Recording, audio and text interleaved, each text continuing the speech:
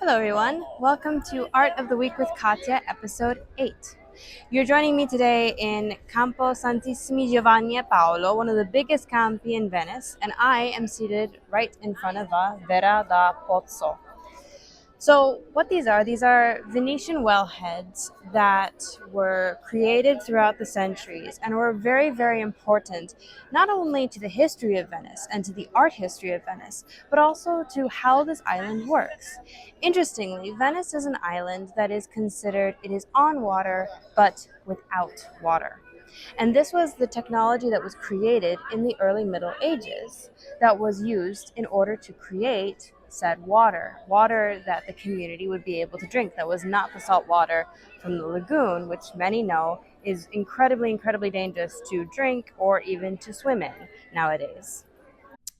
So the Vera da Pozzo, or wellheads of Venice, as I mentioned, they really are a technology, not just something that is beautiful because we live on an island that is on water but without water. Something that seems very confusing and probably and a little bit um, contradictory, but it's true. And the system, this idea was really brought in with the Carolingians in the 900s. We see from this Vera da Pozzo here with this beautiful tree of life motif. That's the thing. Under the Carolingians in the Middle Ages, we see Vera da Pozzo specifically that are either square or entirely round. And in the case of this one, we have the tree of life that's been carved into it, a very religious but a very specifically Venetian symbol. That it comes partially from Roman foliage that the Carolingians had seen, but the way that the leaves turn and twirl is very specific to this particular sculpture of the early Middle Ages. And we also see in this round one here, we see a lot of different motifs. Again, it's still in the 9th century, it's still when the Carolingians are here. And we see the various different basket weaves, but we also see here in this detail, we see the lily, which is a symbol of Mary, with its purity and its life. We see a lot of lilies that are found in a lot of these things. Now, in these cases, these ones were carved this way, but also in some cases, later on, they would reuse Carolingian tombs, recut them to be cut into Vera da Pozzo wellheads in various parts of the island. Now, at this point, as I mentioned, this water system was generally under the church. Now, later on, we get into the Gothic wellheads, very much like the wellhead that you see here. Now, what's really interesting about this one is that there's several things that is very interesting about it, and I will get into its ever branching effect of the various things that are interesting about it. But one of the things is that it's inscribed with Gothic lettering, and I actually, a long time ago, did the work of transcribing it. What it says, it has a date, 1349. It was under the direction of Marco Arian, who became the head of the project, which was commissioned by Antonio Biafio. And then it's beautiful. There's this beautiful little inscription here: Atriat DS me fecit, which translates to "made me." So at this point, this is jumping a bit ahead in time, but over time, in the late Middle Ages, we actually have a stone guild whose job it is to make these Vera da Pozzo. And as we can see from this particular one, it's fluted in a really interesting way, so that the top is actually a square. The bottom of the fluted base of the thing is a circle, and a lot of them, I noticed, happen to stand on octagonal stands. This is really interesting. We have a massive layering of geometry here, and in art historic terms, people don't generally go through this kind of effort unless it's going to be appreciated by somebody. Now, it is the hypothesis of me, podcaster. I have my sources listed to back up my hypothesis, but I would be the first one to really pull these two things together. It so happens that during the same century that this particular wellhead was made, it's one of the few, by the way, that actually has an inscription and actually says who made it. Not very many actually tell you that kind of information, because a lot of them actually bared coats of arms of the families who had them commissioned for the city, because that noble family would they got certain something for it. They got like a special gift, an honorary thing in the city for giving something like this. So of course, noble families wanted their name associated with this kind of thing. But what is interesting is that during the same century, or a little bit later than that century, Carpaccio, the artist who we talked about last time, is creating paintings of altane. An altana, which is also a specifically Venetian thing, as you can see from this painting by Carpaccio, was a balcony, a predominantly wooden balcony. It kind of looks like that. It looks like it's perched on top of the house. That exists on the very tip top of the house or the housing structure. This is specific to Venice. You do not find any balcony of this type anywhere else in Italy. It has a myriad of different influences as to why it comes about. Now, there's more. Another thing that Carpaccio did is he created a painting of two noble women in an altana, in a balcony. And there was a recent discourse by an art historian who described that how noble women in Venice didn't have the capability that other noble women did in Italy to have a private garden where the noble women would have been able to go outside in safety, there'd be no men around, that kind of a thing. Venice doesn't have that. If anyone going to Venice, you'd be able to see that there's not many inches of this island that isn't cobblestone or developed in some way. The few gardens that exist, many of them tend to be private. So for the noble families, for the noble women in Venice, well, what did they do? Well, they had these balconies.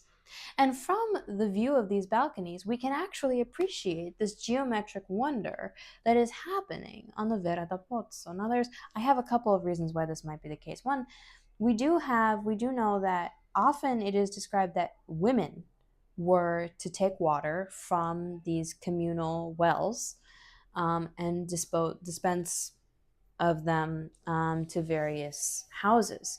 So it is a woman's work type of a thing. It could be a symbol of the household that is expected of the woman.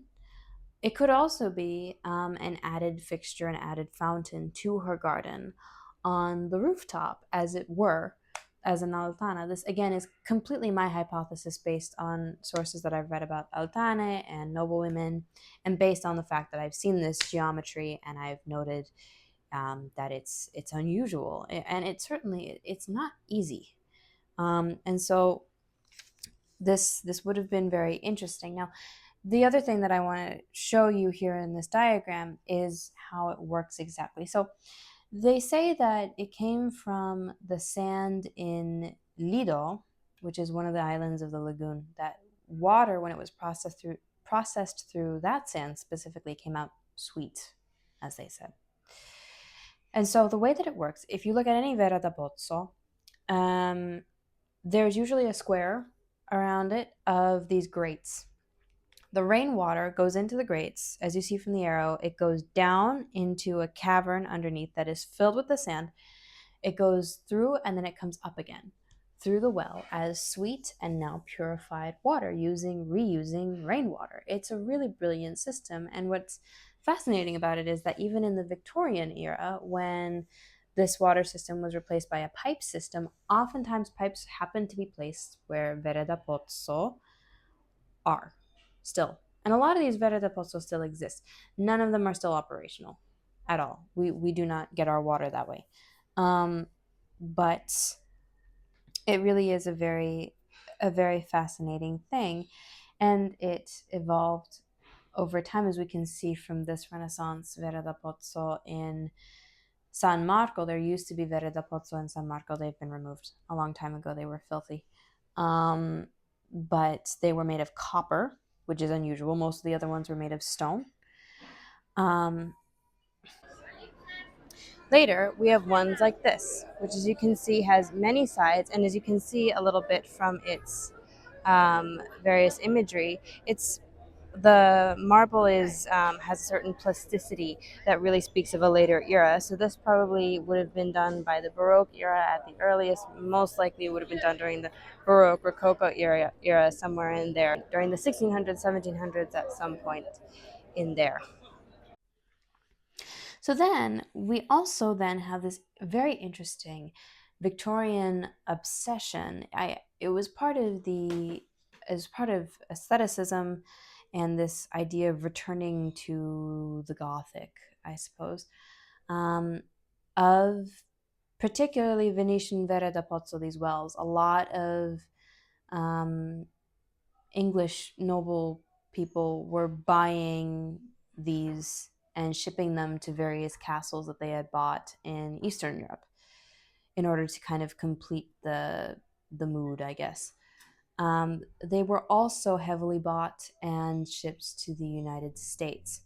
Now, this is a really interesting example of this. This exists in the atrium of my alma mater, Mount Holyoke College.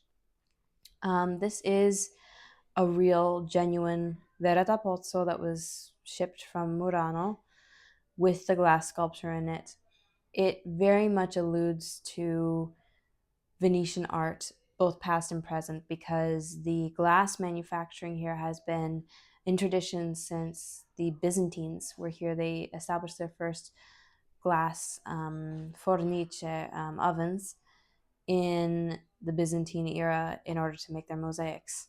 And glass blowing has been an art here ever since. This is a Chihuly sculpture, as I'm sure many Americans know. He's a very famous glassblower, but he's also very famous in Murano because he completed his training here, and at times has made various appearances in Murano during Glass Week, which, by the way, was just a couple weeks ago, where the great artisans come and they go to their masters, they do their workshops. It's a very long tradition. And this particular sculpture is placed, it almost looks like a fountain spewing out the sweet water, right? It's placed inside a genuine Renaissance Vera da Pozzo that was shipped to the United States. Isabella Stewart Gardner also has a few Vera da Pozzo in her museum as well. But what was interesting also about this particular trend was the manufacturing here of fake Vera da Pozzo. So there were stone carvers who made fake ones because there was such a market for them. And what is funny is that the Peggy Guggenheim in Venice, as you can see from this picture, actually owns a fake. And you can tell that it's a fake because the lips come in like a vase of a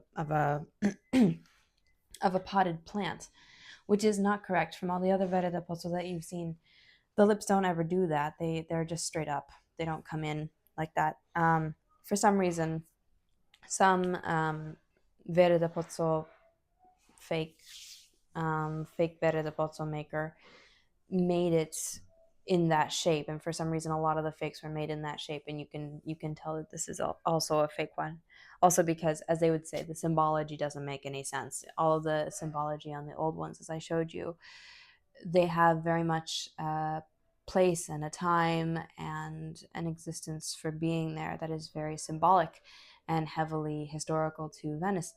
Um, a lot of fakes just kind of have a mixture of anything that looked interesting. Um, but it's really interesting, and it's kind of humorous that this happened and that some of the fakes even stayed on this island.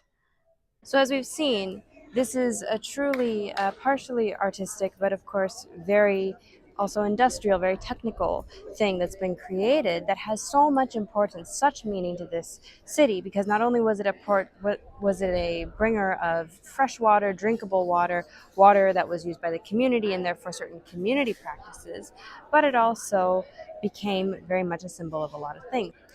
Looking forward to see you again next time.